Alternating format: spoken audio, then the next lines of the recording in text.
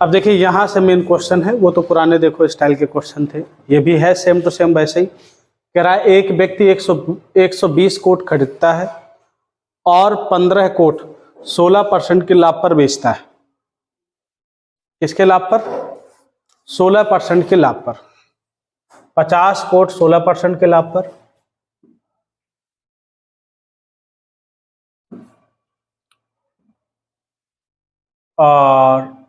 और शेष 50 के बाद कितना बचा? 70 कोट बेचता है 20% के लाभ पर। तो ये 16% के लाभ पर, ये 20% के लाभ पर। यदि वह उन सभी को 12% के एक समान लाभ पर बेचता तो, उन सभी को 12% के एक समान लाभ पर बेचता तो, सभी को कितने पर? 12%, 12%, 12% एक समान लाभ पर बेचता तो आप देखते तो ओवरऑल उसको कितना परसेंट का लाभ हुआ? मुझे एक बात बताइए, इनका रेशियो ले लोगे तो 7-5 आ जाएगा। तो 7-5 12 आर्टिकल है तो कितने में डिवाइड कर दो? 16 80%, दोनों प्रॉफिट है। 20 सत्ते 140 डिवाइडेड बाई क्या कर देंगे? 12। 8 4 12 कितना हो गया? 220। 220 डिवाइडेड बाई 12 कितना हो जाएगा? 220% डिवाइडेड बाई 12, तो आप कितना? 12 करने 12 और 10, 12 8 96 है ना? 96 और कितना बचा यहां पर? या आप ऐसे काट दो, 4 से कटेगा, 4 3 12, 4 5 20, 4 5 20, 55/3% के लाभ पर। ये हमने इसका ओवरऑल क्या निकाल लिया? प्रॉफिट निकाल लिया।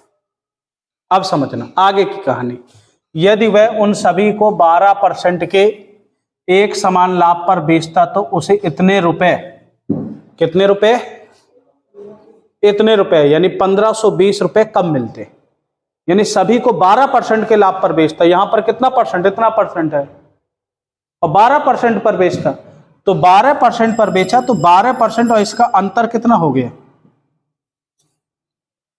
12 3 36, 53 में से 36 गए, कितना बचता है? 55 में से 36 गए 9, और 19%, 19/3% की वैल्यू कितनी हो गई? 1520 रुपए। अब मेरी बात समझ में आ गई? कम मिलते, यानी इन दोनों का गैप कितना है? इतना मिला है। अगर इतने में बेचता है तो ठीक है, पर लेकिन इतने में तो उसको ओवरऑल हुए, पर लेकिन बेच कितने में रहा है? वो 12% पर, तो उसको इतने रुपए कम मिले, तो इन दोनों का अंतर दे रखा है 19/3। तो आप देखेंगे 1% की वैल्यू कितनी आ जाएगी? 19 8 8 3 240 और 2 0 चिपका दो, तो इसका सीपी आ जाएगा कि नहीं आ जाएगा? बताओ। वस्तु का सीपी आ गया 100% कॉस्ट प्राइस। तो कह रहा प्रत्येक कोट का लागत मूल्य बताइए। तो कोट कितने थे भैया? Divided by 120। भाई ये तो पूरे का है, सीपी आ गया। तो एक कोट का पूछ रहा है, 0 0 12 दूनी 24, 200 रुपए। एक कोट का जो लागत मूल्य है 200 रुपए पर क्या उसने किया? खरीदा और बाकी को बेच दिया। बात समझ में आ गई? एकदम इजी कॉन्सेप्ट है, 1 बाई 1 इसको पढ़ते चलिए। इस चैप्टर तक मैं ऐसे लिखवा रहा हूँ, इसके बाद मैं PDF आप लोगों को प्रोवाइड करा दूंगा। लिखने का समय नहीं दूंगा यहाँ, आप घर में खूब लिखते रहिएगा, केवल क्वेश्चन 1 बाई 1 होते रहेंगे, चैप्टर जल्दी खत्म होने लगेगा। अब देखिएगा, एक व्यापारी 30 रुपये प्रति किलोग्राम की दर से ज्वार खरीदता है। ज्वार का मतलब ज्वार बाजरा होता है। उस अनाज का 20% व्यर्थ हो जाता है। व्यर्थ का मतलब खत्म। तो भाई अब कितना प्रति किलोग्राम की दर से कितना खरीदा पता नहीं, पर लेकिन इससे मुझे एक चीज पता चल गया, जो 20% की फ्रैक्शनल वैल्यू होती है कितनी होती है? 1/5। टोटल मान लो जो ज्वार है कितना है? 5 है। 5 में से 1 क्या हो गया? खराब हो गया। बचा कितना 4।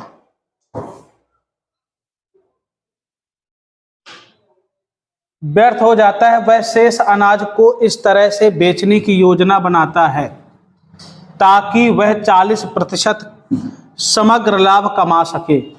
उसे किस कीमत पर प्रति किलोग्राम अनाज को बेचना चाहिए? यानी 1 किलो अनाज को किस कीमत पर बेचना चाहिए, क्वेश्चन यहां पर आपका बन के तैयार होता है। अब ध्यान से सुनना, 30 रुपए प्रति केजी के हिसाब से कितने किलो खरीदा उसने? मान लो 5 किलो खरीदा, तो 5 3 15, 150 रुपए का उसको सीपी आया।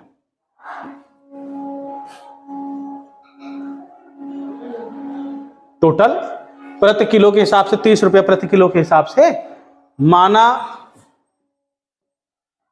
5 केजी अनाज खरीदता है, ठीक, 30 रुपए केजी के हिसाब से 150 रुपए का उसे पड़ा। फिर वह शेष अनाज को इस तरह से बेचने का योजना बनाता है ताकि वह 40% का समग्र लाभ, यानी पूरे में 40% का लाभ कमा सके। तो बताइए, 115 रुपया 150 रुपये खरीदा, 40% का लाभ कमाना है, तो 140 15 गुणे 40 कितना होता है भाई? 15 चौके 6 5 11, 210। 210 रुपए में सेल कर दिया। अच्छा एक बात बताइए, सेल कितने करेगा वो?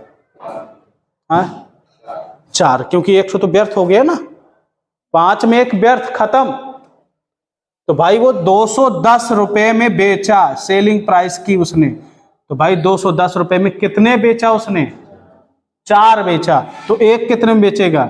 4 पंचे 20, 4 दूनी 8, 4 पंचे 20, 52.5 रुपए उसे किस कीमत पर अनाज को बेचना चाहिए? 52.5 रुपए प्रति केजी के हिसाब से बेचना चाहिए ताकि उसे समग्र लाभ में, समग्र उसे कितने % का लाभ हो? 40% का लाभ हो। ये क्वेश्चंस बड़े मतलब दिमाग से सोचने वाले क्वेश्चन हैं। इसमें कोई लॉजिक नहीं है, कोई फार्मूला नहीं यूज होता है, केवल दिमाग से सोचिए, सेट करिए, आगे बढ़ जाइए। इसमें कोई विशेष फार्मूला यूज नहीं होता, ठीक है? कि आप सोचोगे कोई फार्मूला, कोई ट्रिक, कुछ नहीं, जुगाड़ लगाइए, आगे बढ़िए, ठीक है? हाँ, इसको 5 करो, आगे चलते नहीं, ठीक है?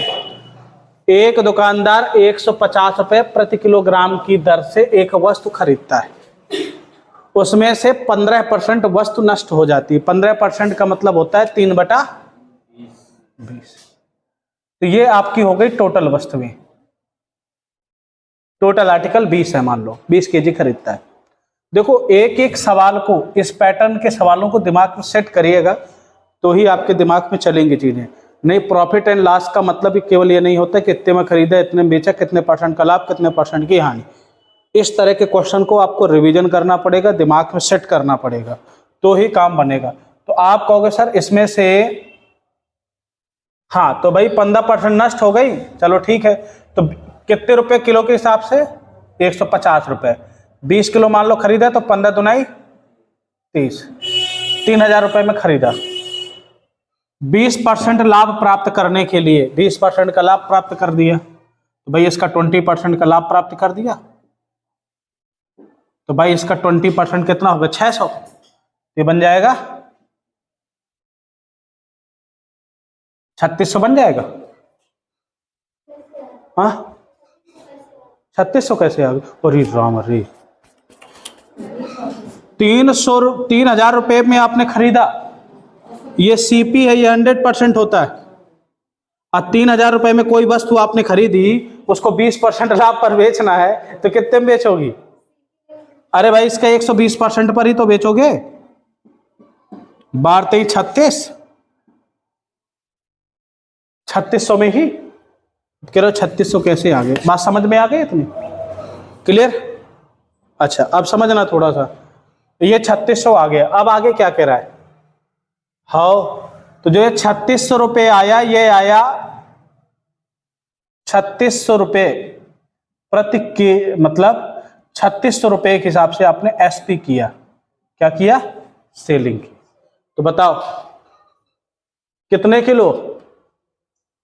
150 प्रति किलोग्राम की दर से, 150 रुपए प्रति किलोग्राम की दर से एक वस्तु खरीदता है, उनमें से इतने % लाभ हो जाती है। अब पूछ क्या रहा है, शेष वस्तु की कीमत किस कीमत पर बेचनी चाहिए। तो बताइए टोटल वस्तुएं कितनी है। अब ध्यान से सुनना, टोटल 20 थी, 3 तो सड़ गई, बची कितनी 17। 17 से भाग दोगे, यहां पर जितनी नष्ट हो जाए वो किसी काम की नहीं है हमारे, खत्म, बेचोगे उनके जो आपके काम की हैं। ठीक है, तो 17 दुनाई 34, 2 17 करने 17,